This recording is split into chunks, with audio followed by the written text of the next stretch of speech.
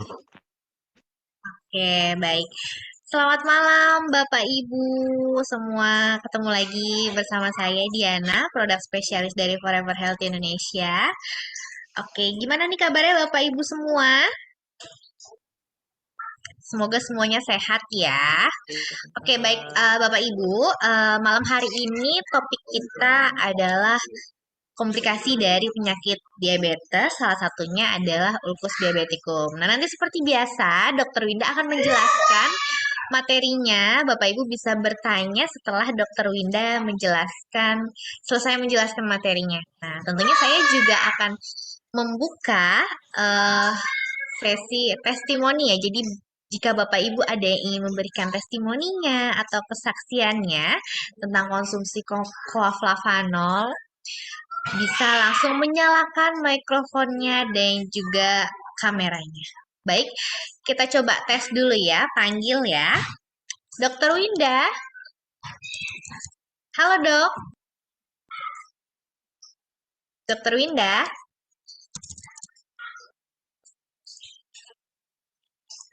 Dokter Winda. Hai, Halo dok, oke. Suara saya nggak putus-putus ya dok ya? putus-putus sih kalau di aku ya. Oh gitu, oke oke, baik-baik. Oke baik, kita langsung mulai saja ya dokter ya. Oke. Hai teman-teman FHI, gimana kabarnya hari ini? Sehat ya. Eh, Sekarang cuaca seperti biasa ya. Bukan seperti biasa sih, tapi seperti kemarin-kemarin masih belum menentukan sikapnya apakah mau musim hujan, masih mau musim hujan atau sudah mau pindah ke musim kemarau ya. Kayaknya musim ini sekarang lagi berebutan ya, berebutan dengan waktu siapa yang mau muncul. Tapi ya sudahlah ya, yang penting di sini kita adalah harus menjaga kesehatan kita supaya nggak gampang sakit karena memang pancaroba kayak gini tuh justru lagi biangnya penyakit banget ya. Yang lelah, yang jadi apa sih namanya masuk angin dan segala macam-macam. Ya. Gimana, Pak? Oke, mungkin boleh bantu di mute ya. Oke, iya. Oke, teman-teman, hari ini saya mau bawain itu tentang Flavanol untuk penderita ulkus diabetikum. Apa sih itu sebenarnya ulkus diabetikum? Sebenarnya mungkin teman-teman beberapa ada yang sudah familiar dengan ulkus diabetikum ini ya. Biasanya teman-teman tuh bisa bilangnya kalau nggak ulkus diabetikum atau gangren biasanya suka ngomongnya. Jadi di sini kondisi ini adalah kondisi di mana ada luka, terutama pada tungkai kaki bawah biasanya. Jadi pada kaki ya, bagian bawah, biasanya paling sering itu bagian telapak kaki awal mulanya, atau bisa juga dari jari-jari. Nah, atau bisa juga pada bagian-bagian tubuh lain yang biasanya itu sering ketekan gitu ya. Memang makanya kenapa paling sering kaki, karena kan kaki kan kita pakai jalan ya, jadi sering mendapatkan tekanan gitu ya. Akibatnya jadi ada gangguan aliran darah yang mempengaruhi pada persyaratan perifer di sana ya. Sehingga akibatnya nih biasanya tuh awal mulanya itu jadi mengalami nyeri, kebas, baal ya.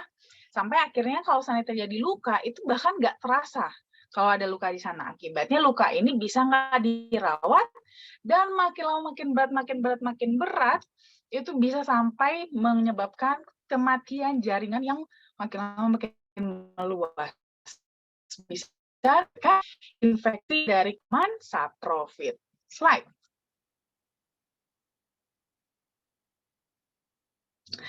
Nah, sebenarnya kalau teman-teman biasanya familiar itu gangren itu ya, atau ulkus diabetikum itu, biasanya kalau udah yang sampai udah hitam membusuk, yang kata dokter udah tinggal diamputasi aja. Itu justru sudah tahap akhir, teman-teman, derajat yang terakhir. Nah, sebenarnya kalau udah seperti itu, sebenarnya udah berat banget kondisinya. Kalau bisa dideteksinya justru jauh sebelum itu, sebelum sampai separah itu. Jadi, mulai dari derajat 0 terlebih dahulu. Derajat 0 itu seperti apa? Derajat 0 ini teman-teman tuh belum ada luka terbuka. Ya, kulitnya masih utuh ya. Paling itu baru dalam bentuk kayak kapalan ataupun lecet-lecet aja. ya lecet-lecet ringan gitu ya. Nah, baru sampai tahap itu sudah masuk derajat 0, teman-teman. Nah, kalau ini nggak dirawat atau dibiarin begitu aja, itu bisa nanti masuk ke derajat 1. Nah, derajat 1 ini dia sudah mulai mengelupas ya, sudah mulai mengelupas. Jadi itu sudah mulai ada luka-luka yang lebih dangkal gitu ya. Jadi udah lukanya udah lebih masuk lebih dalam, tapi masih cukup dangkal, belum belum dalam-dalam banget. Jadi hanya sebatas kulit aja. Kalau ini nggak dirawat juga, itu makin berat bisa masuk ke derajat 2. Nah, derajat 2 inilah biasanya kita bilang tuh udah mulai bolong, ya. Jadi udah mulai kelihatan nih dalemannya ya, ototnya, bahkan ada pada beberapa itu sudah mulai kelihatan tulang di bagian dalamnya, ya. Slide. Nah, derajat 3, nah ini sudah mulai bernanah, ya. Sudah mulai ada bernanah, ya. Jadi udah mulai ada, tapi belum sampai membusuk. Jadi masih baru infeksi dia sudah mulai makin berat di sini. Nah, kalau ini nggak dirawat dengan benar, tidak segera bisa gangren itu sudah mulai membusuk. Tapi baru bagian ujung kakinya aja biasanya. Jadi setengah telapak kaki itu aja yang menghitam. Ya, bagian ujungnya aja. Nah, yang paling berat itu kalau sudah derajat 5. Itu seluruh telapak kakinya itu udah kena. Kadang-kadang pada beberapa orang itu sudah sampai ke ankle ini, apa ya bilang ankle bahasa Indonesia apa sih? Itulah ya, ankle. Jadi mata kaki. Nah, terus sampai mata kaki gitu ya, atau bahkan sudah agak naik lagi ke atas. Nah, nanti inilah yang akan mempengaruhi teman-teman kalau harus diamputasi itu sampai batas yang mana. Nah, jadi batas amputasinya itu adalah sampai batas persendian yang masih sehat, yang terdekat. Jadi kalau seandainya tadi nih ya, kalau kayak derajat 4, itu kan dia masih setengah nih. Setengah aja, ya. Setengah aja, berarti diamputasinya sampai semata kakinya.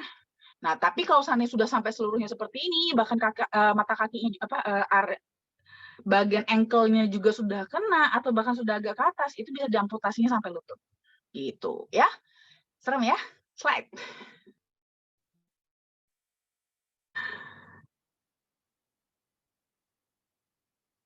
Nah, sebenarnya kenapa sih bisa sampai ke arah sana? Nah, karena itu terjadi kegagalan dalam proses penyembuhan lukanya. Harusnya kalau ada luka di awal, itu luka ini harusnya menutup. Tapi karena dia gagal menutup, yang ada malah makin terbuka, jadi infeksi, makin meradang, akhirnya jadi udah deh makin membusuk kemana-mana ya. Normalnya proses penyembuhan luka itu mulai dari adanya namanya fase hemostasis.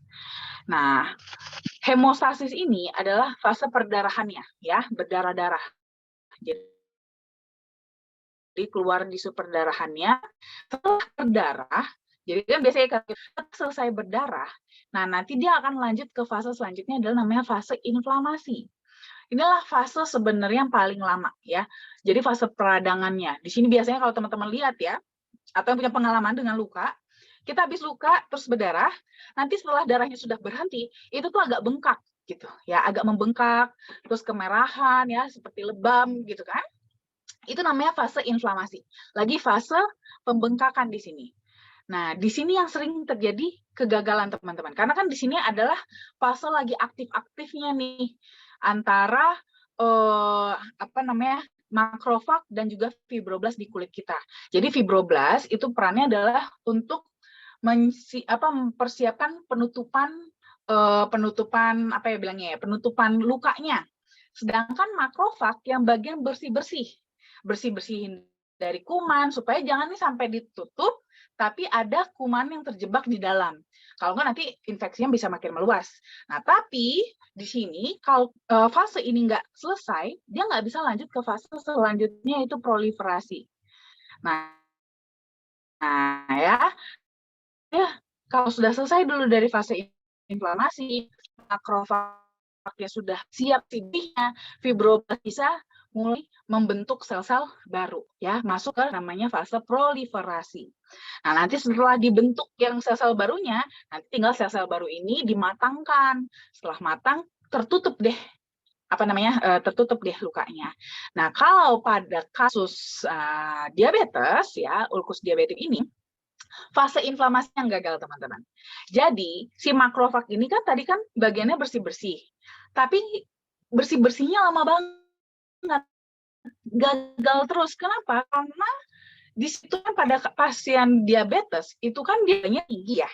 Gulanya tinggi, akibatnya gula itu kan adalah makanan. Sedangkan ini lukanya kebuka dan di situ ada makanan, dan ini bisa berpotensi untuk mengundang kuman-kuman untuk datang ke luka tersebut. Akibatnya makrofagnya jadi terus kerja, nggak kelar-kelar pekerjaannya dalam bersih-bersih tadi.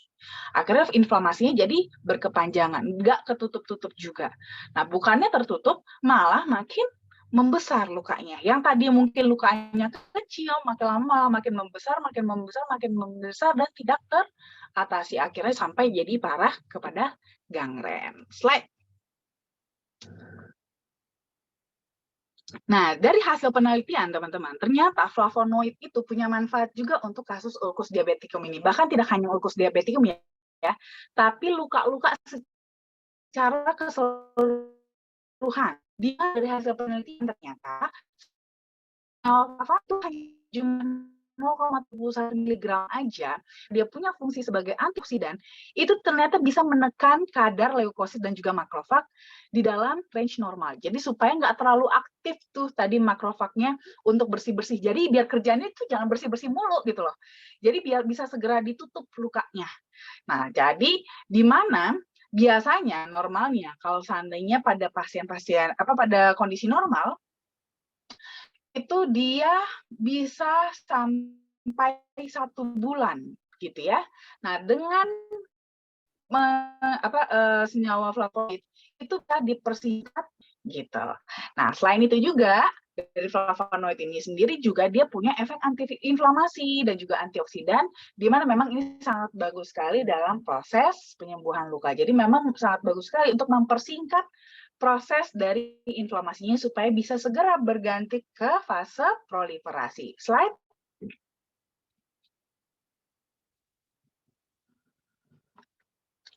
Nah, selain itu juga, di sini flavonoid juga melibatkan peran dan fungsi dari nitric oxide terutama dalam proses penyembuhan lukanya ya. Karena di sini memang diperlukan sekali antioksidan juga dari nitric oxide supaya mencegah dari kuman-kuman ataupun radikal bebas yang berusaha untuk merusak si sel-sel kulit yang baru ini. Karena kan walau bagaimanapun kan dia terpapar, dia dalam kondisi kebuka.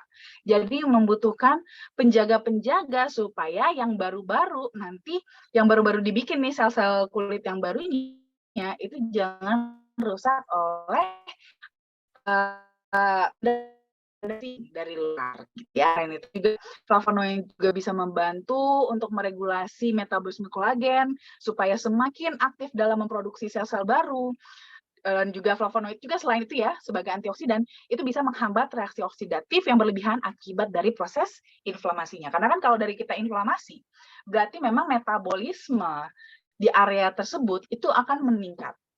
Dan jangan lupa, metabolisme itu tidak hanya menghasilkan panas, makanya kalau kita pegang panas ya kalau lagi radang, tapi juga dia mempunyai ampasnya adalah radikal bebas. Dan radikal bebas ini malah bisa berpotensi untuk merusak sel-sel lain.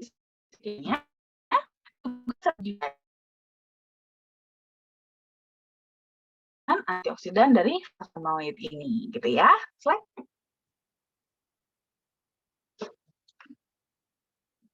Slide. Nah, jadi memperkenalkan nih produk kesayangan kita yaitu Flavanol Original dan Sweet. Slide lagi. Serta Flavanol DTM with L-arginine yang masih mengandung ekstrak biji kakao yang di dalamnya itu ada hampir 80% flavanol alami dari kokoanya, bukan yang ditambahkan. Slide. Nah, kalau kita ngomongin soal flavanol, itu kalau kita ngomongin soal polifenol. Kalau kita ngomongin polifenol, itu kita ngomongin jadi mengandung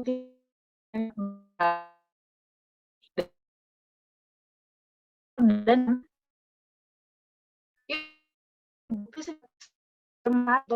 fungsi kardio. Jadi kalau kita konsumsi itu kita dapat manfaat yang 4 jam, yaitu jadi dilatasi atau pelebaran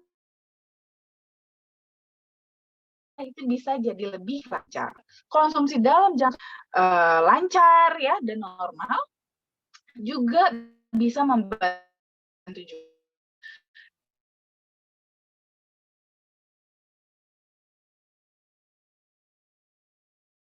Ya, menyeimbangkan yang berlebih ditekan, yang kurang ditingkatkan, dan juga protecting yaitu untuk melindungi ya, melindungi dari bahan-bahan perusak dari luar. Cuman untuk mendapatkan kandungan ini juga nggak mudah ya untuk dapat yang tinggi. Kalau dapat yang sedikit-sedikit doang, secil-secil doang gampang ya. Tapi kalau mau dapat kadarnya yang tinggi itu nggak gampang karena perlu metode ekstraksi yang tepat agar flavanolnya tidak rusak pada proses pengolahannya. Slide. Selain flavanol, juga ada kandungan yang namanya arginine, ya, di mana arginine ini dia adalah sebuah asam amino esensial yang dibutuhkan tubuh kita untuk memproduksi protein. Nanti dipakai untuk pembentukan sel, ya, regenerasi sel. Biasanya kita dapat arginine ini dari makanan kita sehari-hari, ya, bisa dari daging merah, daging ayam, daging ikan, produk olahan susu, atau kacang-kacangan juga bisa ya, seperti kacang kedelai, gandum utuh, ataupun kacang-kacangan lainnya. Nah, cuman kadang-kadang kita makan dari sini aja juga nggak cukup. Karena masalahnya kalau kita mau mencukupi hanya dari ini, dari makanan kita sehari-hari, yang kita dapatkan nggak hanya L-arginine aja. Mungkin L-arginine-nya bisa cukup, tapi yang lain-lainnya jadi kelebihan ya, seperti lemak, atau kolesterolnya, ataupun asam uratnya malah jadi berlebihan, gitu ya, jadi serba salah gitu ya. Slide.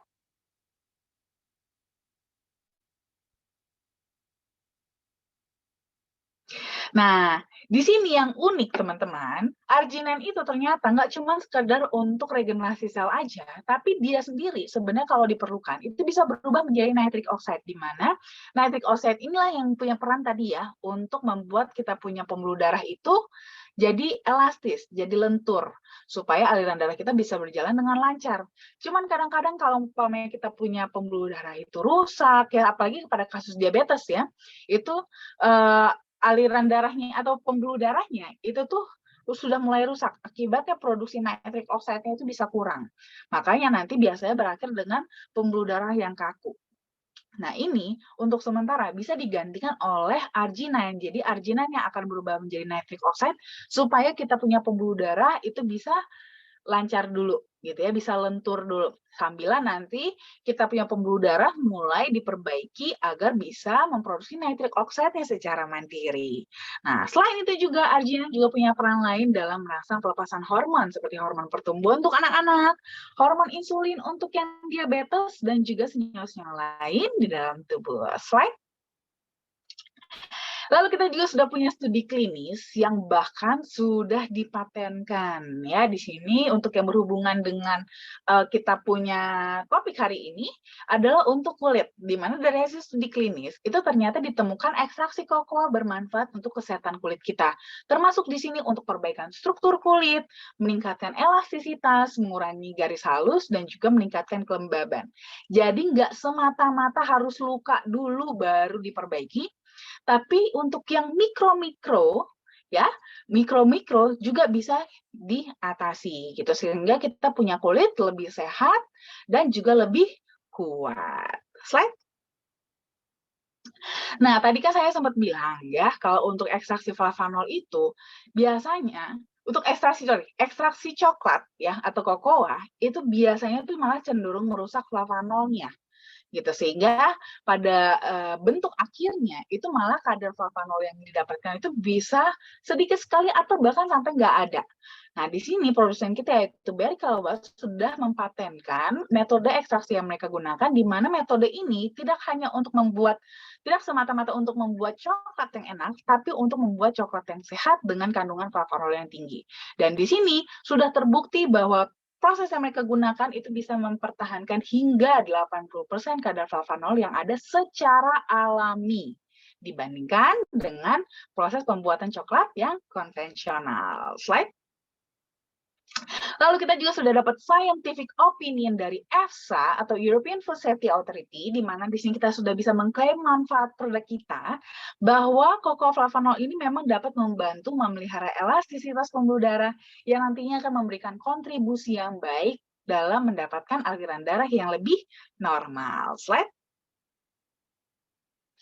Nah, jadi buat teman-teman yang mau konsumsi, itu bisa konsumsi yang original maupun sweet, itu bisa 5 gram sehari untuk memenuhi kebutuhan tubuh akan flavanol. Tapi kalau buat yang diabetes, atau bahkan sudah punya ulkus diabetikum, ataupun sudah memiliki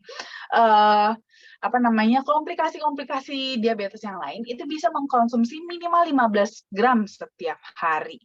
Ya, buat yang ada luka, bisa juga dibantu dengan menaburkannya ke lukanya. Tapi harus bersih ya, jangan lupa harus dibersihkan juga ya. Slide. Atau bisa juga konsumsi yang DTM with L-arginine. Nah, ini bisa teman-teman konsumsi 1 saset per hari untuk maintenance atau 2 saset per hari untuk booster. Buat yang diabetes bisa mengkonsumsinya 3 saset per hari ya. Oke, terima kasih and stay healthy. Terima kasih banyak, Dokter Winda. Wow, keren ya. Nah, Bapak Ibu, itu dia. Ulkus diabeticum ini tadi yang dokter sudah jelaskan, salah satu komplikasi dari diabetes mellitus ya. Oke, baik. Mungkin Bapak Ibu, sebelum saya buka ke sesi tanya jawab, ya seperti biasa saya akan memberikan informasi mengenai acara dan juga promo yang FI jalankan saat ini. Oke, untuk acara untuk ini adalah nomor konsultasi Dokter Winda, FI Medical Consultant ya. Bapak Ibu kalau ingin melakukan konsultasi bisa langsung nih menghubungi di nomor 0878 1706 6067 ya. Bisa di screenshot nih Bapak Ibu atau dicatat ya. Dan ini hanya berlaku untuk chat saja dari Senin sampai Jumat jam 10 sampai jam 5 sore. Selanjutnya, jangan lupa untuk selalu mengikuti sosial media kita di YouTube di Forever Healthy Indonesia Official, Instagram di foreverhealthy.id, Facebook Forever Healthy Indonesia, dan juga Telegramnya FI Official. Karena di situ akan ada informasi terupdate dari Forever Healthy Indonesia. Nah, kita juga ada acara nanti di tanggal 26 Juni 2022 hari Minggu jam 2 siang yaitu Business Preview dan Recognition of the Star ya. Ada pembicaranya Bapak Ali Budiman, Bapak Adam Yuswan Edwin, Ibu Lina Kosasi dan Bapak MC-nya Bapak Maulana Malikal Mulki di Rumah Makan Wulansari Bekasi, tiketnya berbayar Rp30.000. Dan besok kita ada Zoom Forever Income Training di hari Jumat ya, jam 8 malam. Linknya masih sama ya Bapak Ibu ya, bersama Bapak Yanto dengan judulnya Impian. Nah, itu dia Bapak Ibu ya, acara yang FAI jalankan dalam waktu dekat. Baik dok, kita langsung ke tanya jawab ya dok ya. Oke, dari Ibu Nino Kapur ya. Selamat malam dok, calon member saya mengalami pembengkakan di leher sebesar kepalan tangan. Keras dan gak sakit, tapi makin lama tuh makin besar. Apakah dengan konsumsi flavanol bisa bantu penyembuhannya tanpa minum obat kimia? Oke, nah sebenarnya sih begini. Akan kembali ya penyebabnya apa. Nah, kalau seandainya pembengkakan di leher itu kan sebenarnya ada beberapa. Bisa biasanya kalau kita bilang tuh ada yang gondong ya, ada juga gondok atau bisa juga lipoma. Nah, ini yang mana sebenarnya? Jadi gini, kalau masalah untuk pengobatannya seperti apa, itu sebenarnya akan kembali kepada teman-teman. Kalau nggak mau pengobatan kimia, ya boleh-boleh aja sih, terserah aja gitu ya. Tapi tetap harus diperiksa dulu baiknya. Jadi seenggaknya teman-teman tahu, teman-teman menentukan jalan terapi yang mana itu atas dasar apa, bukan karena tebak-tebakan. Kita nggak bisa tuh, wah ada benjolan di sini. Ini kayaknya ini deh. Nggak, jangan tebak-tebak gitu ya. Jadi harus dicek dulu, pastikan itu benjolannya apa. Gitu ya. Apakah infeksi kah? ataukah ada tumor kah? Tumornya juga umpamanya kalau seandainya itu tumornya apakah jinak atau ganas kah? Itu harus dipastikan gitu ya. Nggak bisa pakai tebak-tebak atau cuma dipegang nanti di terawang tahu itu apa. Enggak juga gitu ya. Jadi itu harus dipastikan dulu itu apa gitu pembengkakannya, karena apalagi ini kan katanya nggak nyeri, gitu kan, nggak nyeri. Ada panas nggak gitu kan, ada panas nggak, apalagi ini masalahnya pertama dia nggak nyeri tapi membesar terus gitu kan, ini harus dipastikan ini apa. Nanti baru kita bisa menentukan apakah terapinya memang bisa tanpa kimia atau harus dengan tindakan medis tertentu gitu. Karena kita nggak bisa tebak-tebak juga, kita tidak hanya bisa berharap minum flavanol itu membaik tanpa tahu itu apa gitu ya. Harus tahu dulu itu apa masalahnya gitu. Jadi supaya kita bisa lebih enak untuk menanganinya. Oke? Oke, baik. Terima kasih, dokter. Nah, oke, baik. Sebaiknya lakukan pengecekan dulu ya, Bu Nino Kapur. Selanjutnya dari Bu Sonya. Selamat malam, dok. Nah, ini pertanyaannya sering sekali ya, dok ya. Apakah coklat flavanol mengandung kafein?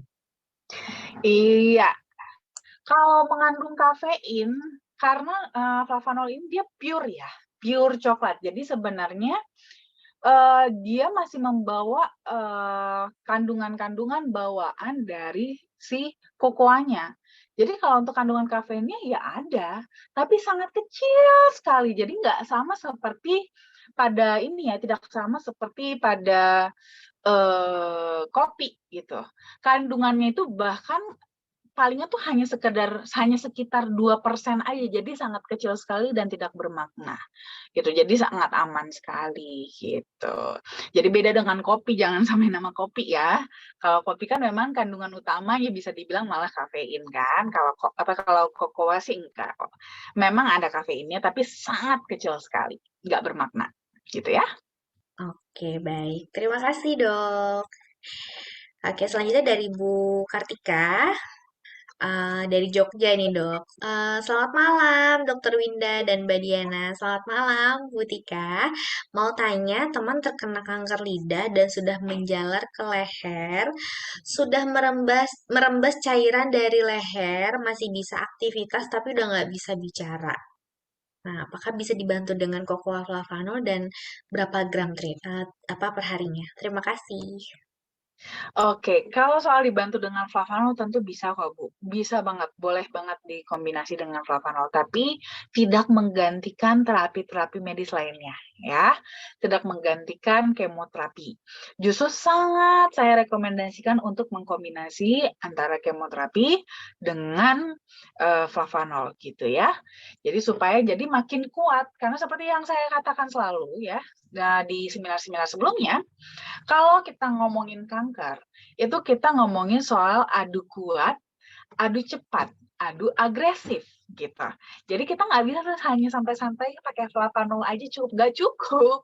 Karena sel kanker itu tuh justru ganas banget gitu ya. Ganas sekali, kuat sekali, dan cepat sekali. Jadi kalau kita nggak berusaha untuk mengimbangi sama kuat, sama cepat, kalau bisa malah lebih gitu ya kita nggak bakalan bisa menang gitu. Prinsipnya demikian aja, simpelnya seperti itu. Nah, kalau kita hanya bergerak atau kalau kita hanya dengan flavanol saja, itu nggak cukup, ya, nggak cukup. Tapi kalaupun hanya dengan kemoterapi saja juga kurang juga, gitu ya. Jadi memang harus dikombinasi agar hasilnya jauh lebih optimal. Dan untuk konsumsinya, target perharinya minimal, jadi bukan maksimal ya, minimal 15 gram sehari kalau buat yang original gitu ya. Kalau bisa lebih dari itu. Karena tadi prinsipnya adalah kita harus memperkuat, makin lebih kuat dan lebih cepat dan lebih agresif juga. Karena memang lawan kita ini berat, bukan yang ringan-ringan gitu. Ya. Baik. Terima kasih, dokter. Ya, oke. Semoga cukup membantu, Bu Tika ya. Selanjutnya dari Bu Ipung. Selamat malam, Mbak Diana dan Dokter Winda. Selamat malam, Bu Ipung. Mewakili teman yang tanya tentang tensinya 170/71. Dok, penjelasannya gimana ya? Kemudian bolehkah mengulang tensi 2 kali berturut-turut? Ada efeknya nggak ya? Terima kasih atas penjelasannya, Dok. Iya, oke. Di sini mungkin maksudnya penjelasan untuk apanya ya? Untuk tensinya kah atau untuk mengatasinya? Kayaknya di sini untuk pengecekan 2 kali, Dok. Oke, mungkin Untuk Bu penelitian Ibu. dan untuk mungkin untuk terapinya juga kali ya. Ya, oke. Nah, kalau untuk tensi sebenarnya begini, flavanol ya bisa banget untuk membantu ini ya. Tapi perlu diingat, flavanol bukan obat tensi, bukan ya. Dalam artian adalah habis minum flavanol langsung turun tekanan darah. No, ya, bukan begitu cara kerjanya. Ya, ingat ya teman-teman ya. Jadi memang flavanol itu bisa membantu untuk membuka dilatasi pembuluh darah gitu. Sehingga nanti secara bertahap aliran darah, tekanan darah bisa bertahap melandai ya, makin lama makin menurun gitu. Tapi tidak langsung ya, tidak langsung dan itu pun akan tergantung dari dosis yang teman-teman minum gitu ya. Jadi di sini buat kasus ini dia kan kebetulan ada 170/71 berarti sudah masuk kategori hipertensi grade 2 gitu ya. Di sini sih kalau saya sih menyarankan itu konsumsinya seenggaknya 15 gram. Ya, konsumsinya 15 gram setiap hari, bisa diminum 3 kali 5 gram atau sekali minum langsung 15 gram. Saya lebih prefer yang 5 gram ya, 3 kali 5 supaya nggak terlalu bold banget coklatnya gitu, kayak banyak banget kalau langsung 15 gram gitu ya. Jadi dibagi 3 aja, itu kalau untuk yang original, atau boleh juga yang DTM. DTM-nya bisa diminum 2 saset per hari. Nah nanti kalau soal masalah pengulangan tensi 2 kali berturut-turut nggak ada masalah kok. Itu mah kita juga bahkan di rumah sakit aja biasa ya, tiap 15 menit dicek, 15 menit dicek. Ya bisa, jadi nggak ada masalah. Tensi mau kita berapa kali juga nggak ada masalah. Paling ya pegel aja sih lengannya ya di tensi-tensi mulu gitu, tapi nggak ada masalah kok dengan itu. Ya boleh-boleh aja. Bahkan juga biasanya gini, kalau di tensi kita kebetulan tinggi, apalagi ini juga belum tentu memang tensinya benar-benar tinggi karena bisa aja baru habis melakukan kegiatan yang membuat tensinya tinggi. Contohnya baru habis berjalan atau baru habis naik tangga atau baru habis ngangkat barangnya agak berat. Nah, ini memang bisa menaikkan tensi. Jadi begitu duduk langsung ditensi pasti tinggi. Nah, biasanya akan disuruh istirahat terlebih dahulu. Diistirahatkan terlebih dahulu sekitar 10 sampai 15 menit baru dilakukan tensi ulang. Nah, itu kan biasanya itu tensi 2 kali berturut-turut gitu kan jadinya kan. Itu nggak apa-apa, nggak ada masalah ya. Nggak usah takut. Memang biasanya seperti itu kok supaya menilai tensinya jadi lebih real gitu. Bukan karena ada intervensi dari aktivitas tubuh gitu. Jadi nggak ada masalah ya. Boleh-boleh aja kok. Oke, baik. Terima kasih, Dok. Nah, ini ada tambahan dari Bu Ipung ya. Benar ya, Dok ya. Untuk tensinya, dokter. Ya, oke, baik. Sudah dijelaskan ya, Bu Ipung ya. Selanjutnya dari Bapak Jeffrey Nugraha, malam dok. Untuk terapi kesuburan, apakah fungsi untuk terapi kesuburan apakah fungsi dari flavanol ya? Kemudian kalau penyakit gondongan ya, menyebabkan kualitas sperma menurun kah? Oke, nah ini akan mungkin pertama saya soal yang untuk terapi kesuburan fungsi flavanol dulu kali ya. Nah, jadi kalau fungsi flavanol untuk terapi kesuburan, seperti tadi yang saya katakan, dia akan berperan adalah fungsi antioksidan dan juga fungsi antioksidannya. Dimana kalau kita ngomongin antioksidan itu akan kembali kepada balancing and protecting. Kalau soal kesuburan, itu dia akan ada beberapa hal yang bisa mempengaruhi kesuburan, mulai dari hormonal gitu ya. Hormonal termasuk juga nutrisi. Nutrisi di sini akan ada hubungannya nanti adalah kepada kualitas sperma maupun ovumnya gitu ya, kualitas pembentukan sperma maupun ovumnya.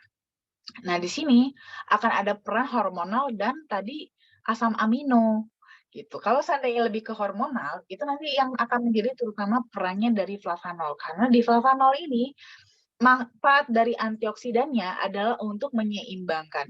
Menyeimbangkan kita punya hormonal, itu kalau seandainya hormonal kita nggak seimbang, akan diseimbangkan. Kalau dia berlebih akan ditekan, kalau seandainya kurang itu akan ditingkatkan. Sehingga kita dari segi hormonnya itu bisa lebih stabil. Nah, tinggal nanti untuk bahan bakunya yaitu asam aminonya. Nah, ini bisa kita dapatkan dari arginine ya untuk yang flavanol DTM-nya. Supaya bahan baku untuk si sperma maupun ovumnya itu bisa terpenuhi gitu ya. Jadi tidak hanya hormonnya saja untuk memasaknya, tapi juga bahan bakunya yaitu asam aminonya bisa terpenuhi sehingga kesuburannya bisa lebih membaik gitu. Tapi kalau untuk gondongan atau gondok, nah ini beda ya. Jangan jadi teman-teman ini beda ya antara gondongan dengan gondok. Kalau gondongan itu memang sama-sama terlihat bengkaknya di leher gitu ya. Tapi ini dua yang berbeda.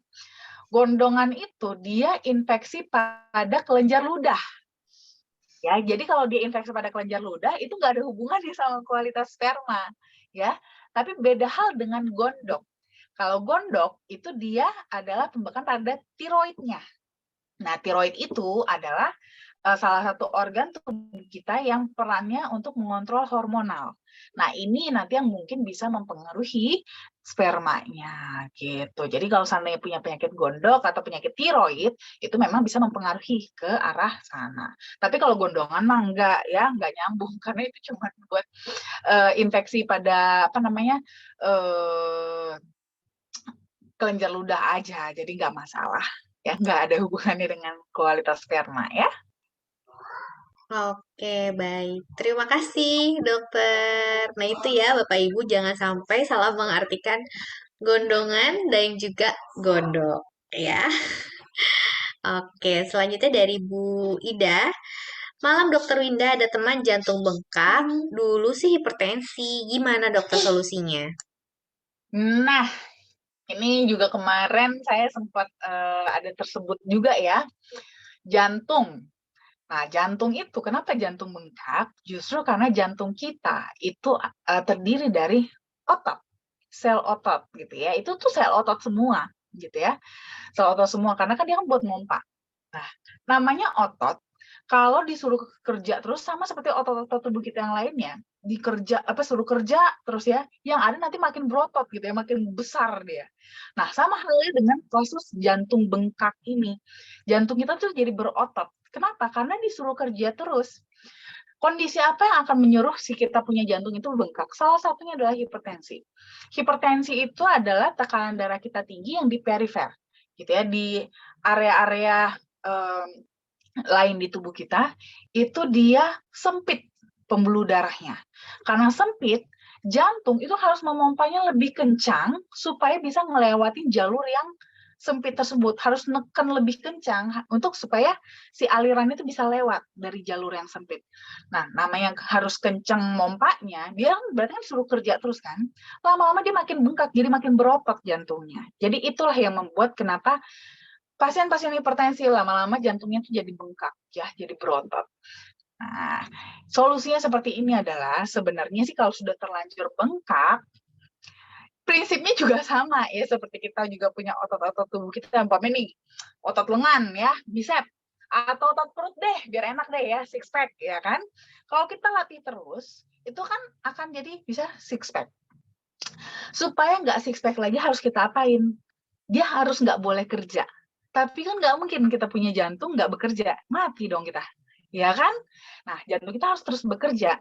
Makanya kalau once kita sudah terlanjur bengkak, ya memang nggak bisa kita apa-apain, teman-teman. Ya, tapi yang bisa kita lakukan apa? Menjaga supaya tidak semakin membengkak. Itu yang bisa kita jaga. Dengan cara apa? Jangan tambahin lagi kerjaannya, justru harus diperingan. Dia boleh tetap bekerja, tapi diperingan aja. Jadi hanya sekedar buat maintenance. Dengan menjaga apa? Tadi, tensi darah tetap normal. Kalau kita punya tensi kita bagus, di pembuluh darah kita itu bisa kebuka-kebuka ya, lega gitu jalannya, kan jantung juga nggak perlu harus mengeluarkan usaha besar untuk memompa darah. Dia bisa ringan gitu ya, sehingga pembengkakan pada jantung kita jadi tidak semakin memberat. Nah, itu bisa kita bantu dengan flavanol karena flavanol bisa membantu untuk membuka pembuluh darah gitu ya. Tapi mengingat di sini kondisinya adalah dia ada hipertensi, bahkan jantungnya sudah bengkak. Itu artinya hipertensinya cukup berat ya. Hipertensinya sudah cukup berat, sudah banyak titik-titik pembuluh darah yang sempit. Itu artinya tugasnya banyak. Yang pembuluh darah yang perlu dibuka itu ada banyak. Jadi kita nggak bisa minum dosis yang kecil. Targetnya adalah 15 gram setiap hari. Nah, kalau mungkin belum bisa langsung 15 gram, boleh bertahap dari 10 gram dulu. Nanti sudah nyaman, ya sudah cocok, sudah enak, mulai ditingkatkan ke 15 gram. Tapi targetnya adalah 15 gram. Ya, supaya bisa lebih cepat dalam menjaga membuka pembuluh darah yang ada banyak titik-titiknya di dalam tubuhnya. Oke? Oke, baik. Terima kasih, Dokter Winda. Oke, Dok. Mungkin kita iklan dulu ya. Bapak Ibu mungkin ada yang ingin memberikan testimoninya nih ya untuk malam ini supaya bisa didengar oleh Bapak Ibu yang hadir di Zoom malam hari ini bisa langsung menyalakan mikrofonnya sekarang ya dan juga bisa membagi kisahnya tentang konsumsi cocoa flavanol. Oke, karena saya akan memberikan hadiah untuk Bapak Ibu, hadiahnya menarik sekali. Ada yang ingin memberikan kesaksiannya? Oke, mungkin belum ada ya dok ya. Oke dok, saya lanjut lagi ke sesi tanya jawab ya di Bu Rafaida. Selamat malam dokter, ponakan saya kena lupus, bisa nggak dibantu dengan flavanol dan minumnya berapa gram per hari? Dia harus minum. Oke, kalau untuk lupus sebenarnya sama juga ya. Prinsipnya adalah pada lupus ini dia punya imunnya, dia kan lupusnya autoimun ya. Jadi di mana kondisinya sistem imunnya itu malah terlalu agresif. Karena terlalu agresif, itu malah bukan lagi benda asing yang diserang, malah tubuh kita sendiri yang serang gitu ya. Akibatnya jadi terkenalah lupus. Nah, di sini peran flavanol itu lebih kepada peran antioksidannya tadi, ya. Peran antioksidannya itu adalah tadi untuk balancing dan protecting. Pertama adalah balancingnya dulu, ya. Balancingnya itu dia akan membantu untuk menekan dia punya sistem imun supaya nggak terlalu agresif, gitu ya. Tidak terlalu agresif dan tidak terlalu sensitif supaya tidak terlalu menyerang sel-sel tubuh lainnya. Nah, jadi kan karena terlalu berlebih jadi ditekan gitu supaya tidak terlalu agresif. Nah, selain itu juga dia memiliki sifat protecting-nya juga. Di mana protecting-nya di sini lebih berperan kepada untuk melindungi sel-sel tubuh yang lain supaya damage yang dialami itu bisa jauh lebih minimal dibandingkan tanpa flavanol gitu ya. Karena kan di sini kan tadi diserang kan oleh si sistem imunnya sendiri. Nah, supaya kerusakan yang dialami itu tidak terlalu fatal. Jadi lupusnya bisa lebih terkontrol. Tapi sih kalau saran saya baiknya tetap harus kombinasi dulu ya. Jangan langsung dilepas begitu aja untuk obat-obat dokternya. Kombinasi dulu bersama-sama dengan flavanol. Nanti sambil di follow up oleh dokternya. Nanti dokter yang akan memutuskan kapan untuk mulai menurunkan dosis untuk lupusnya, ya, untuk obat lupusnya. Oke? Nah, untuk konsumsinya per hari, saran saya boleh dimulai dari 10 gram. Nah, 10 gram dulu setiap hari, nanti boleh disesuaikan dengan kebutuhan tubuh. Kira-kira kalau sampai dibutuhkan, boleh juga lebih, ya, dari 10 gram. Di-adjust aja sesuai dengan kebutuhan. Oke? Oke, baik. Terima kasih, Dokter Winda. Selanjutnya dari Bapak Nathaniel ya. Selamat malam, Dok. Saya Pak Nathan di Manokwari. Halo, Pak Nathan. Mau tanya, ada teman yang kanker dan sudah stadium 4, ya. Apakah bisa dikasih minum flavanol? Mohon info. Terima kasih. Oke, kalau bisakah dikasih flavanol? Bisa mah bisa-bisa aja kok. Boleh sekali untuk diberikan flavanol. Tapi memang harus disadari stadium 4 ini sudah sangat berat ya. Stadium 4 ini sudah sangat berat. Jadi di sini pemberian flavanol itu bukan untuk menyembuhkan ya, bukan untuk menyembuhkan. Ya kalaupun sembuh itu sih miracle ya, itu adalah keajaiban ya, tapi jangan kita nggak perlu sampai berharap sampai sejauh itu, tapi ya boleh aja sih mengharapkan keajaiban ya. Tapi sih kalau dari saya pribadi bukan untuk menyembuhkan, tapi lebih kepada menjaga kualitas hidupnya gitu. Menjaga kualitas hidup si pasien supaya dia tetap bisa menjalani hidupnya walau dengan kanker, tapi masih bisa menjalani aktivitas seperti orang-orang yang lebih sehat gitu. Jadi tujuannya lebih ke sana.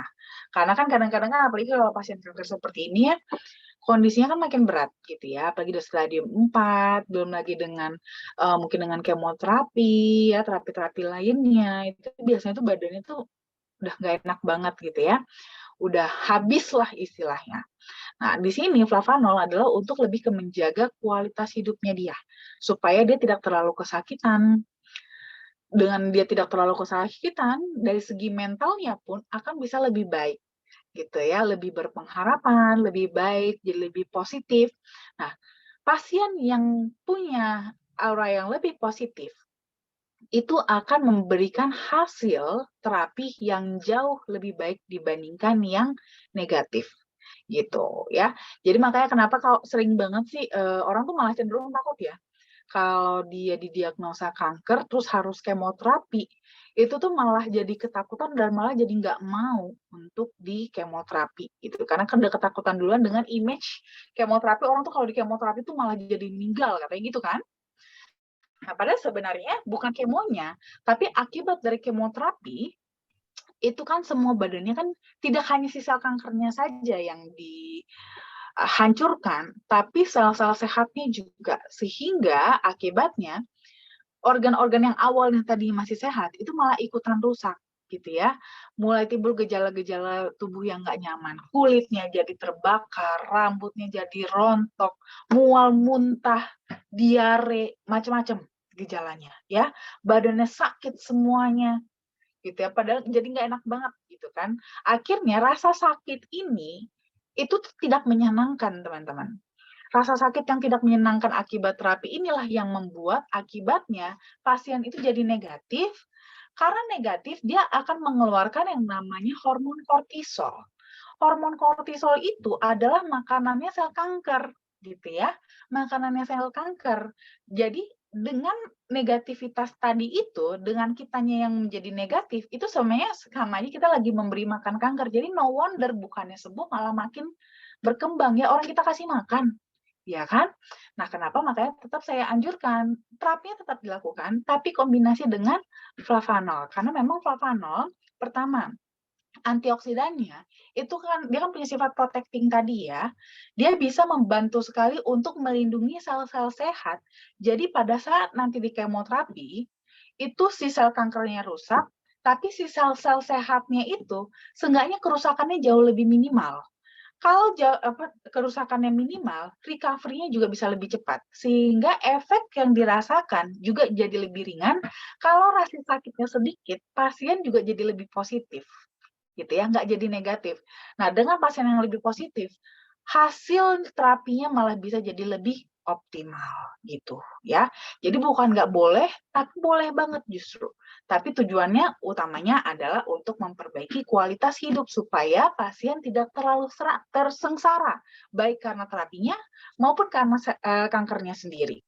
Nah, tapi syukur-syukur nih ya, puji Tuhan banget kalau seandainya ternyata ada keajaiban yang bahkan bisa juga membantu si pasien bisa sampai sembuh juga. Itu sih puji Tuhan banget ya. Nah, tapi ya seenggaknya untuk memperbaiki kualitas hidupnya. Ya, Baik, terima kasih dokter. Selanjutnya dari Bapak eh, Bapak Aldea Mofu atau Ibu ya, Aleda Mofu. Selamat malam, Dok. mau tanya ada member saya yang suaminya kena MA, lalu saat ini masih minum Flavanol Sweet, lalu buang air besar, warnanya hitam. Jadi suaminya takut, apakah dilanjutkan atau dihentikan ya, Dok? Nah, di sini kalau soal masalah BAB-nya warnanya hitam, ini bisa jadi memang mungkin ada perdarahan pada saluran cerna atas, gitu ya. Mungkin ada perdarahan pada saluran cerna atas. Mungkin juga bisa karena mahnya juga, gitu ya. Nah, tapi sih sebenarnya ini sih bukan karena flavanol ya. Jadi sih sebenarnya nggak ada masalah.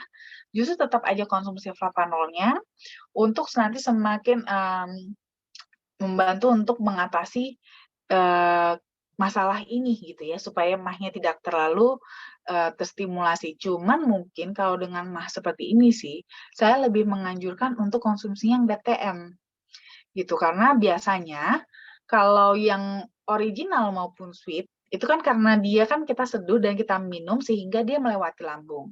Pada beberapa yang memiliki mah yang sensitif sekali, itu bisa terstimulasi gitu mahnya. Jadi saya lebih menganjurkan untuk mengkonsumsi yang DTM. Tapi nggak apa-apa kalau seandainya dengan flavanol sweet mahnya nggak kambuh sih, berarti bagus, cocok-cocok aja, nggak ada masalah ya. Tapi mungkin untuk buang air besarnya warna hitam ini perlu dicek lebih lanjut apakah memang ada perdarahankah di lambungnya ya, atau ada makan apa sesuatu gitu ya yang bisa mengakibatkan sampai BAB-nya ini warnanya hitam. Tapi sih bukan karena flavanolnya sih ya, tidak karena flavanolnya.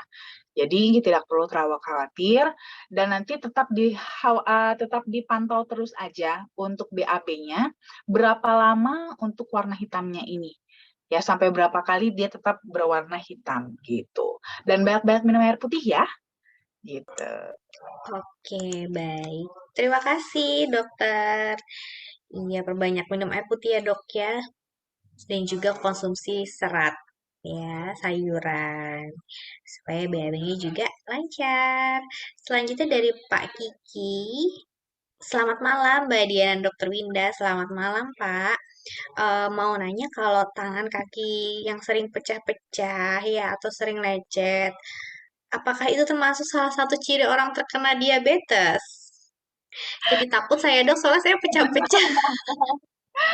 Bukan ya, bukan ya Pak. Jadi gini, eh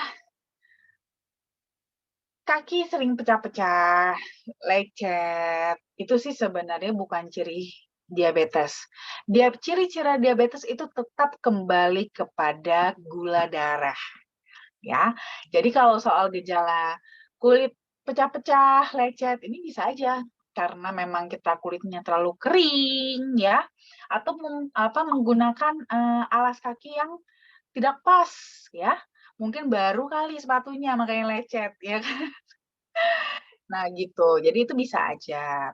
Tapi bukan berarti kalau umpamanya sering lecet dan sering pecah-pecah berarti diabetes, enggak. Ya, biasanya itu akibat kulit kering. Tapi memang pasien diabetes itu sering sekali mengalami kulit kering. Karena apa? Karena tadi ya, kadar gulanya itu di dalam darah kan tinggi. Kadar gula di dalam darah tinggi, akibatnya darah yang dialirkan ke dalam kulit kita itu juga tinggi akan gula. Sedangkan gula itu sifatnya adalah merusak kolagen. Nah, sehingga kolagen kulitnya menjadi rusak, itulah yang bikin kulitnya jadi kering. Gitu. Makanya kenapa kalau umpamanya pada pasien diabetes kulit itu kering karena itu dia kolagennya rusak. Akibat dari aliran darah yang dialirkan ke kulit itu yang dikasih makan buat kulit itu yang tinggi gula. Sedangkan gula itu sifatnya adalah merusak kolagen gitu. Tapi bukan berarti semua yang tangan kakinya sering pecah-pecah atau sering lecet berarti ini diabetes. Enggak, ya. Belum tentu. Tetap harus dilakukan pengecekan pada kadar gula darahnya dulu, ya. Jadi tidak semata-mata hanya dari gejala-gejala saja. Oke? Oke, baik. Terima kasih, Dok. Oke, selanjutnya dari Pak Rizal ya. Malam, Dok. Tadi presentasinya sudah detail banget, sangat membantu untuk orang yang diabetes. Terima kasih atas penjelasannya. Sehat semua. Salam kami dari Aceh. Halo Aceh, tanah kelahiranku. Oh iya ya, Dok ya. Selanjutnya dari Bu Sonya. Nah, Bu Sonya bertanya kembali, dokter dan Mbak Diana, saya bertanya lagi ya, satu kali lagi. Gimana cara kerja flavanol pada orang yang punya asma akut? Nah, kalau untuk asma akut, jadi gini. Tapi ini akan kembali dulu ya. Asmanya itu akibat apa? Nah, asma ini kan juga kan sebenarnya salah satu reaksi alergi. Cuma reaksi alergi yang timbul pada saluran pernafasan gitu. Nah, dia alerginya pada apa nih? Sampai menimbulkan asmanya. Apakah karena dingin atau karena apa namanya? Makanan bisa juga ya. Jadi tergantung apa dulu. Kalau seandainya dia asmanya justru karena alergi coklat ya jangan justru dikasih flavanol ya. Nanti malah jadi makin asmanya malah makin kumat karena justru dia alergi terhadap coklatnya. Tapi kalau seandainya bukan karena coklat, itu bisa banget justru dikasih flavanol.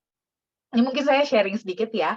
Jadi waktu kemarin kita ke Turki, saat itu kan kita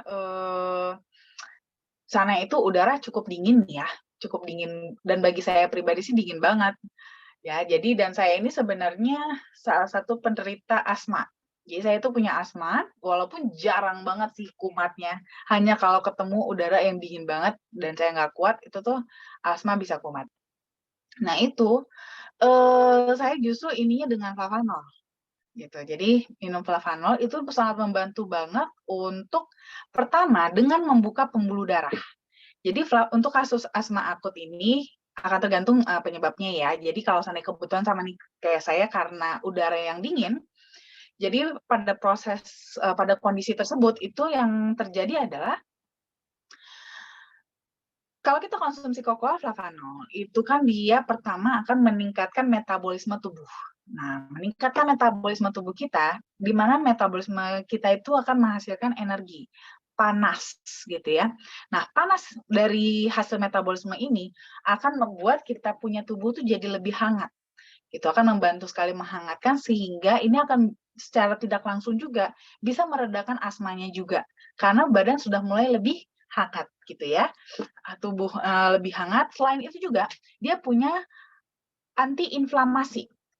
Nah, antiinflamasi atau anti peradangan pada kasus asma itu kan terjadi peradangan pada saluran pernafasannya, kaku, jadi mengkaku. Nah, di sini dengan antiinflamasi dari flavanol itu akan membantu untuk mengurangi peradangan pada saluran pernafasan. Jadi dia tidak kaku dan jadi bisa lebih berkurang asmanya gitu. Nah, ini juga akan berlaku pada kasus-kasus lain ya, pada penyebab-penyebab lain, penyebab-penyebab asma yang lainnya gitu ya. Jadi bisa untuk mengurangi inflamasi pada saluran pernafasannya, utamanya di sana. Tapi selain itu, nanti ya contohnya seperti pada kasus saya ya, kalau dia karena dingin, itu akan membantu meningkatkan metabolisme tubuh sehingga menghasilkan panas dan membuat tubuh jadi lebih hangat supaya asmanya tidak terstimulus kembali gitu. Oke? Oke, baik. Terima kasih, Dok. Jadi memang asma ini berarti harus diperhatikan penyebabnya dulu ya, Dok ya, karena ada banyak ya. Betul. Oke. Oke, baru tahu saya, Dok. Oke, selanjutnya dari Bu Elsa ya. Selamat malam, Dokter Winda. Saya Elsa di Pekanbaru. Sejak pulang dari opnam di RS bulan Juli tahun lalu sampai sekarang saya nggak bisa jalan. Kalau dipakai jalan dengkul saya sakit banget ya. Kemarin saya di opnam karena diabetes. Apakah ada solusi agar saya bisa jalan lagi, Dok? Nah, begini Bu Elsa, sebenarnya sih akan kembali nih Bu Elsa nggak bisa jalannya karena apa dulu gitu. Karena penyebabnya kan ini kan bisa banyak banget. Di sini kan dengkulnya sakit banget. Nah, dengkul sakit juga karena apa? Apakah karena memang sudah terjadi cedera pada dengkul ibu? Biasanya ini pada wanita memang sering hal ini terjadi sering ya. Jadi apalagi kalau pada wanita, karena kita kan kalau wanita itu biasanya tuh, kalau nggak karena kelebihan berat pernah mengalami masa-masa kelebihan berat badan. Antara kita memang sudah sehari-harinya kelebihan berat badan, atau mungkin pada saat-saat tertentu, itu kita mengalami kelebihan berat badan. Contohnya adalah pada masa hamil. gitu. Pada masa hamil kan kita sebenarnya tergolong kondisi obesitas ya, karena kan secara kalau hanya melihat berat badan dan tinggi badan itu masuk kategori obesitas. Dan ini akan memberikan beban pada lutut paling sering. Makanya no wonder perkara lutut itu paling banyak adalah pada wanita ya, karena wanita yang paling sering mengalami masa-masa obesitas seperti ini. Jadi makin banyak, apalagi kalau makin banyak anak, berarti makin sering hamilnya, berarti makin sering dalam kondisi obesitas. Belum lagi kalau ditambah kebetulan memang sekarang juga kita obesitas juga, gitu ya, akan memberikan beban pada dengkul. Sehingga dengkul kita itu bebannya makin tinggi, ditambah lagi karena faktor usia ya, olinya biasanya kalau kemarin-kemarin orang awam bilangnya olinya ya, oli dengkulnya ya, cairan sendinya itu makin berkurang, produksinya itu makin kurang, sehingga celah antar lutut ini, lutut, paha dan betis itu tuh makin tipis. Nah, akhirnya tulang ini akan sering bertumbukan gitu ya, kena. Akibatnya ini tuh akan mengakibatkan retak, Bu. Retak, fraktur ya, mulai dari fraktur halus lama-lama bisa makin berat gitu ya. Nah, inilah yang membuat ibu jadi nggak bisa jalan. Kalau seandainya karena ini ya, saya kan ini soalnya nggak dijelaskan kenapa ya. Saya ambil contoh biasanya paling sering tuh karena ini soalnya. Nah, kondisi ini akibatnya gerakan antar tulang ini dia nggak bisa terbuka karena mentok. Kalau seandainya dikasih jarak, ini kan bisa bergerak. Inilah yang membuat kita kenapa bisa berjalan. Kita bisa maju, mundur, karena antar sendi ini pergerakannya bebas. Bergeraknya bebas. Gitu ya. Makanya kita bisa berjalan. Tapi kalau mentok kayak gini gimana mau gerak? Ya, nggak bisa gerak. Gitu. Ya, belum lagi saling bertumpu dengan berat badan yang berlebih. Ini akan makin membuat tulang ketemu tulang tuh, kita bayangin aja nih ya, tinjuan kita aja kalau kena gini aja sakit, ya kan? Bayangkan kalau ini di lutut kita, itu sama halnya, ya. Makanya kenapa mungkin ibu nggak bisa jalan. Kalau tambah lagi nih ibu, ada diabetes pula lagi. Diabetes itu akan makin memperberat kondisi seperti ini, karena akan memperberat peradangannya.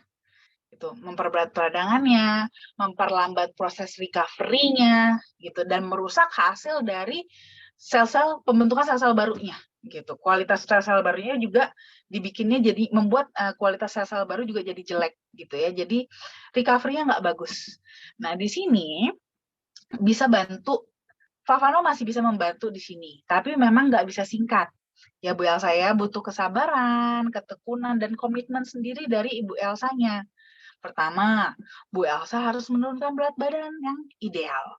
Ya, supaya itu dia, jangan nanti sudah diperbaiki lututnya, dibebani lagi, nggak bakalan beres-beres. Ya, jadi harus pertama kali adalah menurunkan berat badan. Di sini Flavanol bisa membantu untuk meningkatkan metabolisme ibu supaya pembakarannya itu lebih tinggi, sehingga dengan ibu menjaga asupan yang masuk, tapi pengeluaran asupannya bisa lebih tinggi, ini bisa secara bertahap untuk mengurangi stok lemak yang ada di dalam tubuh, sehingga berat badan juga bisa nanti bertahap lebih ideal.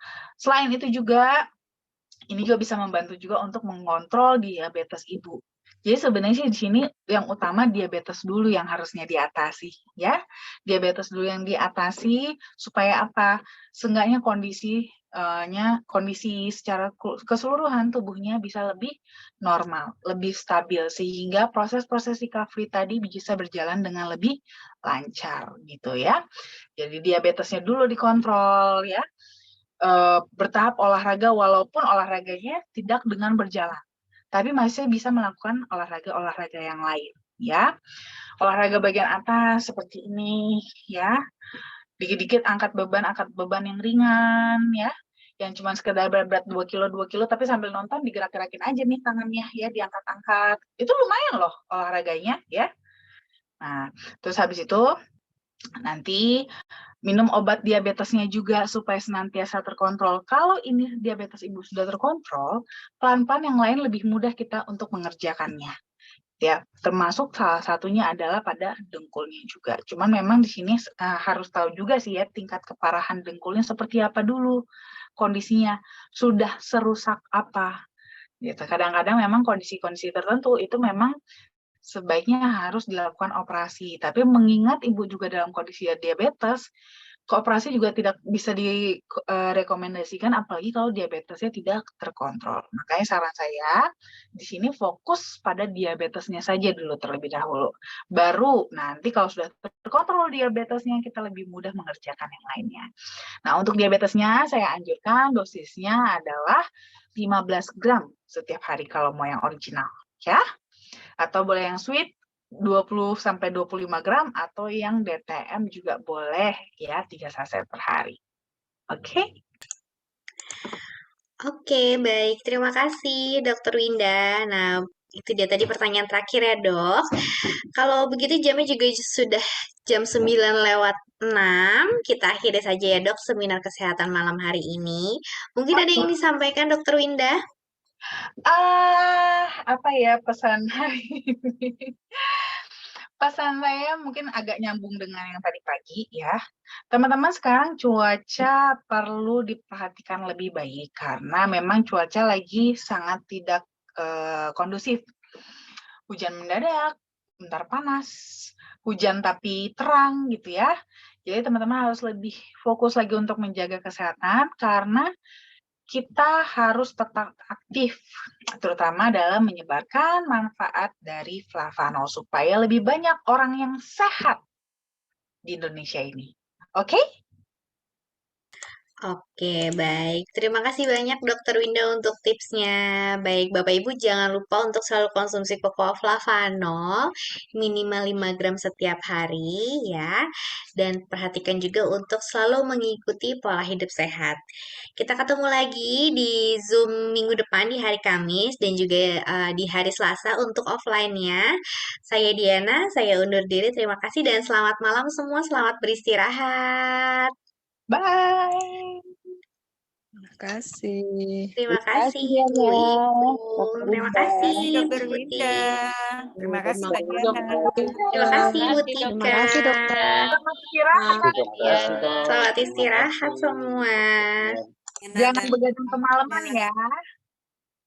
Papua Thank sudah you, malam Dak. sekali. Thank you. Makasih ya. Bu Yuli, selamat istirahat. Ya, Dokter Winda. Masih dok dari Manokwari. Kesehatan ya dok, jaga kesehatan ya dok. Iya, thank you. Ibu juga, Bapak juga. Semua.